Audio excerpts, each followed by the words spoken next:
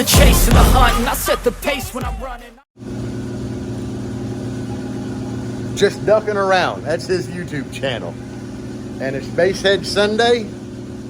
And we are back here at Main Street window tinting. We can't get right today. And we're gonna do some testing, do some front port work, and see if we improve or fail. So, first thing we really need to do in here is we need to measure the top chamber so I know exactly how big it is. Measure the front port so I know how big it is right now. And calculate the front port versus chamber area. Try to get a baseline on where it's tuned at. And then we're gonna burp it and clamp power at each burp. Impedance, we're gonna record all that. Then we're gonna pull the round over out, do it again, and we're gonna start pulling layers of the boards that I had in there to shrink the port out. And we're just gonna see at that point if we're losing or gaining. Because honestly, until here recently, I knew front port was important, but I didn't know exactly how important it was. And Dustin's gained a shitload. He gained over a dB on his top chamber by fucking with port. 1.8 on low, so 45 yeah. So you break that down, that's a lot of gain that you can just get by front port. I never did testing in here. I added like layers of wood, and I'm like, okay, it seems like it's a little windier. Added a round over, and it definitely seemed windier, but we don't know because we never put a turn lab in. That's what we're doing today, so yeah, Basehead Sunday, guys. Got Debbie in here pulling round over. She works on her own shit, guys. So, yeah. Port in here is way too small. I have under 200 square inches of port in here. It's like 190 some square inches of front port, which is way, way, way too small. We did some burping at very low power, and it's making stupid numbers on low power. So we got that going for us at least, but the front port with the round over is way too tiny. So that's why I said it's always a very, very good idea if you can to test this shit. Any change you make, and you see I'm guilty of not doing it. So learn from my mistakes and do every bit of testing that you can when you make changes. But after Deb gets this round over out, we're gonna go through and we're gonna run the same numbers again. And if you're wondering what numbers we're doing 20 hertz, 25 hertz, 30 hertz, 35 hertz, and 40 hertz. And this little thing's peaking around 35 right now. So, yeah, we're gonna pull just the round over out and test. Then we're gonna start taking layers of wood off of there and test. So what we have done, we had the round over in here. We took it out and tested. Recorded all that. Then we took the first layer of wood out, tested. We took the last layer of wood out, and now we almost have 500 square inches of port. So just the material we had in there was really shrinking it down. At this point, we don't have to cut anything, but our problem is we'd be better off to invert the subs and just build the port depth back to here.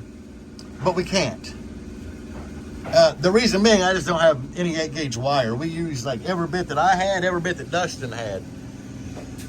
And my buddy Billy, he bailed on us today. And I don't think he has any wire. So I'm going to have to order a spool of wire. But for now, we're going to tune the top chamber at 44 because the back's at 22. But we're going to notch around the subwoofers and build a layer in, just one layer, and test. So, will it gain? Hell, I don't know. Will it lose? Hell, I don't know. Right now, the numbers are all over the place. Like, we're gaining at 20, but losing at 25. Deb, did it felt about the same wind all the way through, didn't it? Yeah, and I mean, what we're gaining and losing is only like halves here and there. So I think with the proper port depth, it's going to make big gains. So anyway, we're doing all of this shit so you don't have to. You'll learn from what we're doing. And Dustin, he's really involved in this shit the same way I am, because it's a learning curve for him too. Like, everything we're doing is just gaining us more knowledge on all this. So we were kind of fascinated that we were under 200 square inches of port for 20 cubes, because that top chamber is 20. So we were under 200 square inches of port, and the numbers were staying relatively the same. And the numbers that it's making are extremely low power. I mean, what were we getting? 700 watts, 700 to 800 watts. The biggest I seen was 886. 886, and that's 2 amps strapped. So we were pulling 440 watts per 8K. I mean, granted, we were doing low volume burps, but still, you don't need to go full ham. That's big numbers for on testing. Especially, you don't want to go full volume burps with the whole front port out. That's something you want to ease your way into to make sure you got cone control on the subwoofers throughout everything. So anyway, after we get some more data, we'll be back. Let me show you what we've done. Cutouts around the subs for that port depth.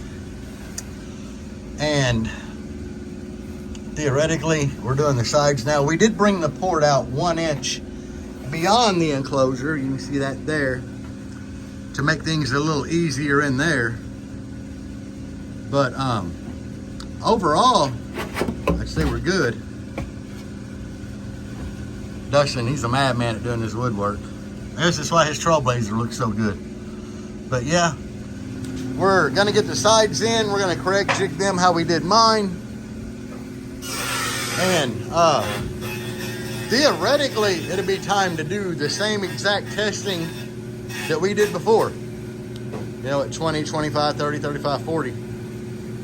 So, but we just test fit everything first. See how now it rounds up? Oh, yeah. Like that, so it looks legit. Right, yeah. Hell yeah. Alrighty. We got Craig jig? I got it over there. I'm going to go ahead and do the sides, and then we'll Craig jig in. Oh, actually, we can do testing. Yes. And then Craig jig if it works. That's right. Yeah, now you know what our game plan is. So things didn't go well. Yes, the new port in here, it gained on lows. But now the back subs are unloading, which ain't good. So I think what we're gonna do is we're gonna rip it all apart. My Jeep with this same enclosure style, it loved having that much port in the rear. So when I built this one, I built it with a 10-inch aero port. This Blazer does not like it. And I've talked to other guys that did 6 orders in this same style Blazer, and theirs really didn't like 10 inches of rear port. So we got a dilemma. It's an aero port. It's stuck in there. There are only 2 things we can do at this point. Pull all 4 subs and try to get in there with something and cut a square out for a slot port, or make a big ass stack fab port to go in that hole that the arrow's in. Either one will work.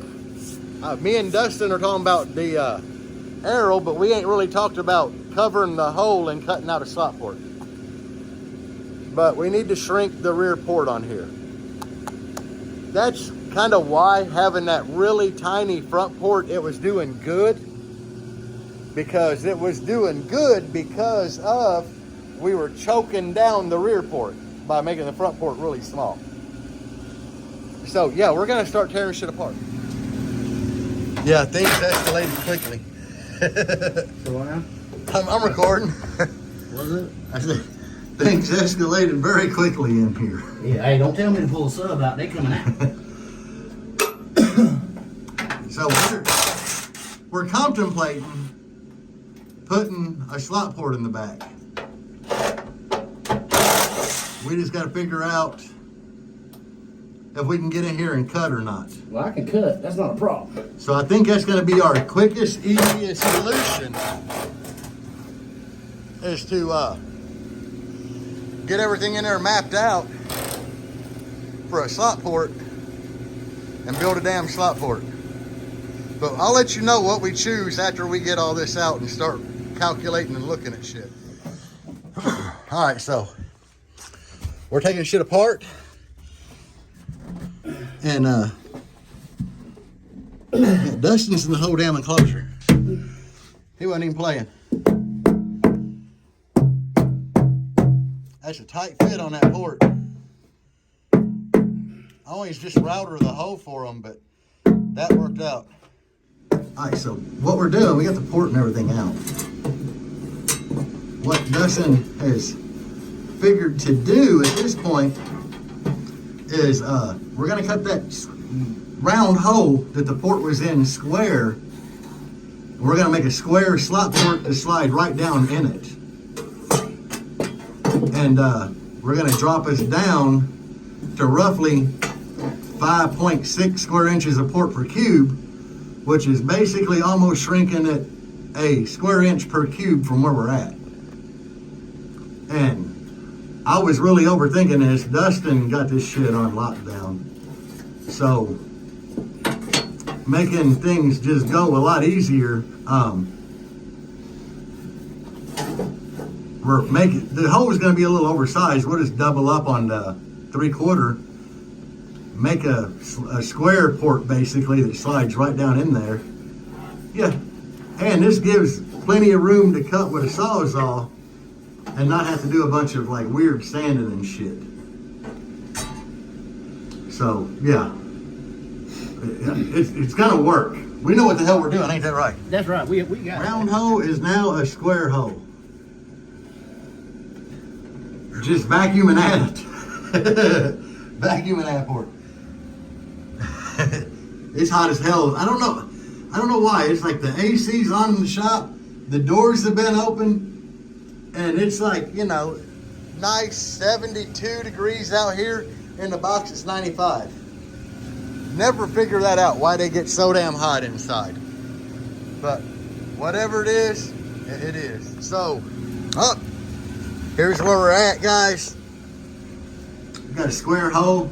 It's been vacuumed. It still needs wiped out pretty good. We got to build the port in 2 different pieces to fit back there properly. No biggie, but we got all the port math figured out, but we're gonna call it quits for today. Dustin's daughter has a ball game, and so he wants to get to that. And other than that, that's about it.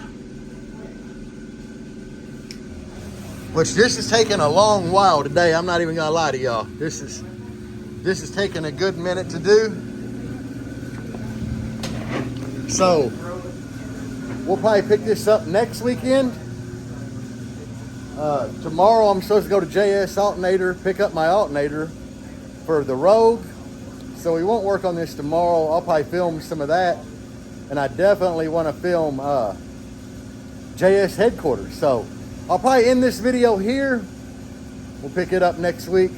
Then I'll have tomorrow be a whole separate video. So as always, guys, my pit crew. Peace out, guys, and as always, base on.